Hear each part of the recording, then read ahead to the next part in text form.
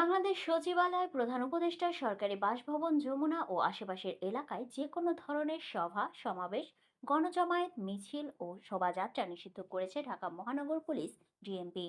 বুধবার ডিএমপির কমিশনার শেখ মোহাম্মদ সাজ্জাদ আলী স্বাক্ষরিত এক গণবিজ্ঞপ্তিতে এই তথ্য জানায়।